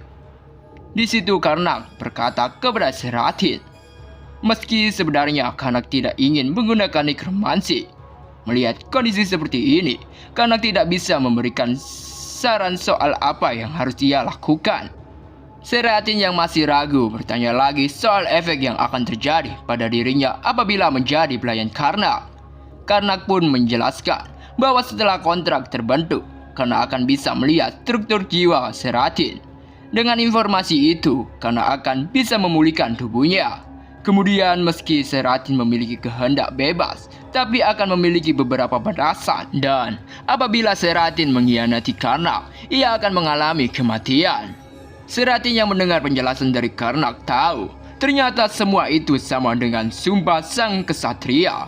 Jadi tidak terlalu buruk juga. Karnak menekankan Seratin untuk memilih kehilangan kebebasan atau masa depan sebagai swordman. Keputusan Seratin pun sudah bulat. Ia memutuskan untuk menerima menjadi pelayan Karnak. Di situ Karnak mengonfirmasi lagi perkataan dari Seratin. Dan Seratin pun sudah siap untuk menjadi pelayan dari Karnak. Karnak tak ada pilihan lagi. Karnak pun mengikat kontrak dengan Seratin. Atas nama Karnak Jester, Lord of the Darkness, aku akan bertanya padamu, Seratin Allen. Bersediakah kau menjadi pelayanku? Dan Seratin pun menjawab, "Iya, aku bersedia." Ritual pengingkatan kontrak pun terjadi, dan di situ secara perlahan tangan dari Seratin mulai sembuh dan dapat digunakan lagi. Seratin Allen, dengan ini, kau sekarang adalah pelayanku. Seratin dengan perasaan yang sangat senang menjawab, "Baik, tuanku." Dan masalahnya sekarang adalah bagaimana rencana mereka untuk menyelamatkan Alius dan juga Reltin. Baros tidak menyangka dengan nekromansi power milik Straff ternyata lebih kuat dari dugaannya. Jadi di situ Baros memutuskan untuk lebih baik menggunakan Circle Necromancy daripada Chaos Mana. Mereka cukup bingung untuk menyusun rencana karena cuma ada dua pilihan. Pertama, mereka bersiap dan pergi menyelamatkan Alius dan Reltin. Kedua, mereka menyerah dan kabur. Tapi semua pilihan itu akan membuat mereka menjadi pihak yang jahat. Di situ Seratin menimpali bahwa menyelamatkan teman adalah pilihan yang jelas. Baros pun berkata, "Hah? Apa meski kita menggunakan cara yang kejam?" Seratin pun menjelaskan, bahkan jika itu bukanlah pilihan terbaik, kita tidak boleh menyerah soal mereka dan menyelamatkan teman. Meski ada potensi bahaya, aku yakin itu hal yang benar untuk dilakukan. Di situ mereka malah salah sangka soal perkataan dari Seratin. Mereka menyimpulkan bahwa jika niatnya baik, bahkan cara yang buruk akan dimaklumi. Waduh, sulit emang. Dengan begitu Karnak tak ada pilihan lagi untuk menggunakan nekromansi. Seratin di situ berkata bahwa bukan itu yang ia maksud. Scene kini beralih di kota. Terlihat para prajurit Renfred tengah mencari Karnak dan juga kawan-kawan. Mereka menyusuri di setiap rumah yang ada di situ. Mereka juga dengan arogan bertanya kepada para warga. Namun dari beberapa prajurit atau pasukan itu, tiba-tiba ada yang berperilaku mencurigakan. Secara tiba-tiba, ia menyerang rekannya. Rekannya yang gak terima, dirinya diserang, langsung menebas orang itu. Pasukan yang lain mencoba untuk melerai perkelahian mereka. Namun, muka dari pasukan tadi berubah menjadi seorang monster. Tentu saja, semua pasukan yang sadar kalau ada monster, mereka langsung menerjang maju untuk menghabisi monster itu. Dan ternyata, semua itu adalah ulah dari Karnak. Karena menggunakan nekromansinya untuk membuat kekacauan di kota itu.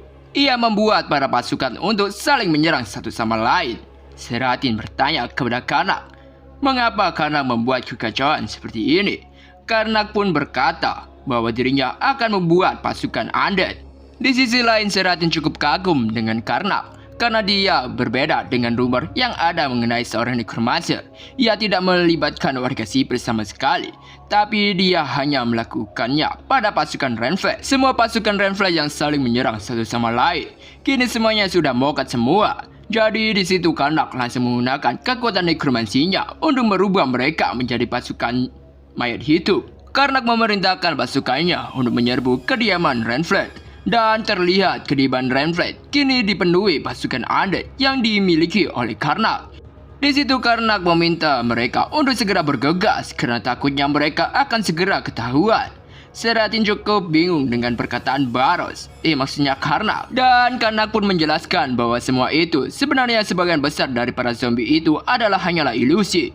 Seratin yang mengira Karnak ternyata lebih baik dari dugaannya. Di situ ia dengan semangat mengajak Karnak dan Baros untuk segera bergegas. Dan kini terlihat di ruangan bawah tanah di kediaman Renflat. Di situ Straff tengah melakukan sebuah ritual. Terbukti dengan adanya lingkaran sihir yang ada di bawahnya. Dan juga Alius dan Reltin yang tengah tak sadarkan diri dengan posisi terikat. Mereka diletakkan pada sebuah tempat mirip dengan tempat sesembahan. Straff sebenarnya tahu kalau ada pasukan zombie yang menyerangnya. Tapi ia menganggap remeh karena semua itu hanyalah segerombolan serangga. Di situ Straff dengan menggunakan kemampuan pelacaknya mencoba mencari keberadaan Karnak dan juga Baros. Namun secara mengejutkan ada suara yang berasal dari belakangnya. Wow, ini cukup besar ya. Ada ruangan bawah tanah seperti ini di bawah kediaman. Wah, itu mengesankan. Straff cukup kaget dan tak menyangka dengan kedatangan Karnak dan kawan-kawan. Karnak di situ meledek Straff karena kesusahan melawan para zombie itu. Straff yang kini tahu semua ini adalah ulah dari Karnak. Ia sangat murka. Dengan amarah, ia pun mengeluarkan pasukan undeadnya untuk menghabisi Karnak dan juga kawan-kawan. Para undead itu pun maju untuk menyerang mereka. Namun dengan sigap, Baros dan juga Seratin langsung maju untuk menghabisi semua undead.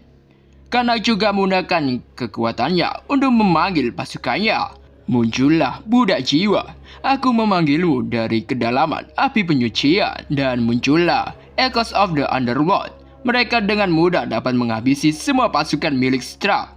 Straff pun di situ tak menyangka pasukannya akan dikalahkan dengan mudah. Jadi tak ada pilihan lagi selain menggunakan kartu trafnya. Tanggapilah panggilanku, Iblis Gehenna. Dan untuk sekian kalinya muncul lagi Iblis Gehenna dari portal. Karnak yang melihatnya ia tersenyum karena Straff memanggil makhluk yang sama lagi. Ia menyangka kekuatan nekromansinya pasti sudah mencapai batas. Karnak mencoba mengganggu iblis itu untuk muncul ke permukaan dengan mudah. Karena menggunakan kekuatannya untuk membuat iblis itu kesulitan untuk keluar.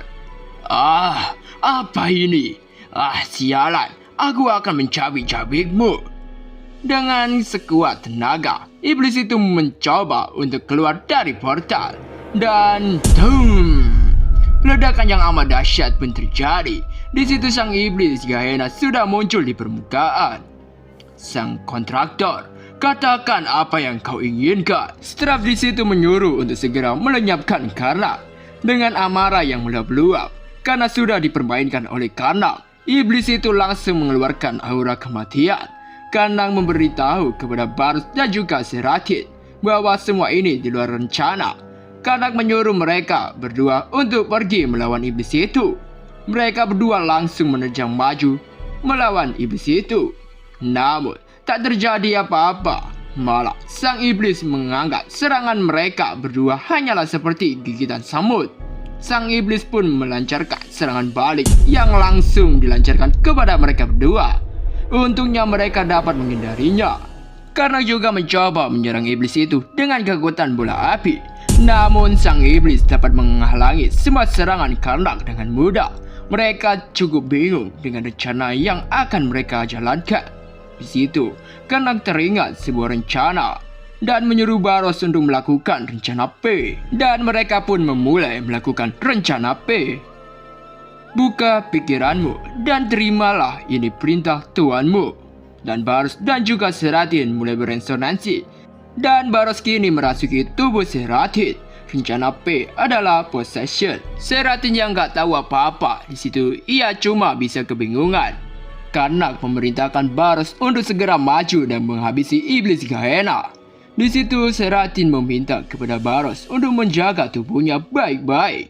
Baros pun meminta Seratin untuk tenang saja. Di sisi lain, iblis Gehenna meremehkan Baros yang berada di dalam tubuh Seratin. Hahaha, bagaimana seorang bajingan yang bukan pengguna aura bisa menggunakan battle aura orang lain? Sambil bersiap melancarkan serangan, Karnak berkata kepada iblis itu, siapa bilang aku tidak bisa menggunakannya?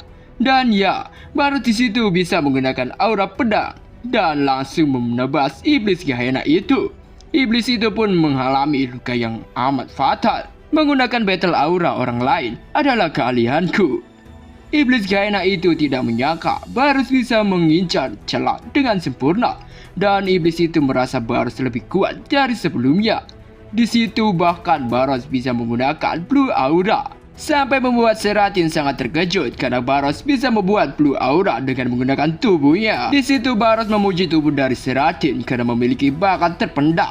Jadi Barus bisa bertarung dengan mudah saat melawan iblis itu. Barus terus membabi buta menyerang iblis itu. Sampai-sampai iblis itu tak berdaya di hadapan Barus. Barus pun meledek iblis itu karena kekuatannya hanya sebatas itu saja. Karena terpojok, iblis itu mencoba menyerang Karnak yang ia anggap hanyalah lawan yang mudah. Ia pun melancarkan sebuah serangan yang diarahkan kepada Karnak. Cetung! Iblis itu yang merasa serangannya sukses mengenai Karnak, ia tertawa puas. Namun ternyata yang diserang iblis itu tadi hanyalah sebuah ilusi yang Karnak ciptakan. Jadi kau pikir aku tidak akan bisa mengetahui apa yang kau pikirkan? Karnak di situ banyak sekali membuat bayangan dirinya sehingga iblis Gehenna sangat kebingungan. Di sisi lain Barus sudah bersiap menebas iblis itu dari belakang. Dan jelas, sepedan pedang yang dahsyat langsung terdaratkan. Si iblis yang merasa dia tak bisa menghadapi mereka, ia memutuskan untuk melarikan diri dan akan balas dendam lain waktu. Ia pun membuka portal untuk segera melarikan diri. Tunggu saja, aku akan pergi sekarang. Tapi begitu aku kembali, aku akan mencarimu, sialan. Karnak di situ tentu saja tak akan membiarkan iblis itu untuk melarikan diri. Dengan kekuatannya, Karnak langsung mengikat iblis itu. Karnak langsung menyerap dan menguras semua mana iblis itu. Dan iblis itu pun lenyap dari dunia. Karena keberhasilan mereka melawan iblis Gehenna, kini Barus sudah keluar dari tubuh Seratin. Terlihat di situ Seratin sangatlah lemas dan tak berdaya. Dan kini tersisa hanya satu masalah, yaitu Strav. Strav yang merasa dirinya kini tak ada pilihan lain selain menyerah. Ia pun menyerah kepada Karnak dan meminta Karnak untuk mengampuninya. Sebagai gantinya, ia akan memberikan semua informasi. Namun Karnak tak akan mengampuninya. Karnak lebih mudah untuk menghabisinya dan menginterogasi jiwanya. Dan Karnak pun langsung menghabisinya. Waduh, enak kali ya mau minta maaf. Emang banyak-banyak sekarang itu habis ngelakuin kesalahan itu klarifikasi ya guys ya. Waduh, besok-besok Mimin kalau buat kesalahan juga klarifikasi nih. Waduh. Dan kini Karnak mulai mengambil sebuah inti nekromasi dari Strav. Dan sesudah itu Karnak merasa misinya sekarang sudah selesai dan mengajak Barus untuk segera pulang. Namun mereka melupakan satu hal. Ya, itu adalah Alius dan juga Relkin. Waduh, malah mau ditinggal aja nih. Mereka yang sekarang sudah sadar sangat terkejut karena Karnak, Barus dan juga Seratin bisa mengalahkan Strav hanya dengan 3 orang saja. Karena berkata bahwa semua itu hanyalah keberuntungan. Dan karena juga mengarang cerita, ia berkata beberapa saat setelah mereka berdua pingsan, sepasukan zombie tiba-tiba menyerang kediaman ini. Dan sepertinya semua itu ulah dari nekromancer lain yang memanfaatkan keributan itu untuk memberontak.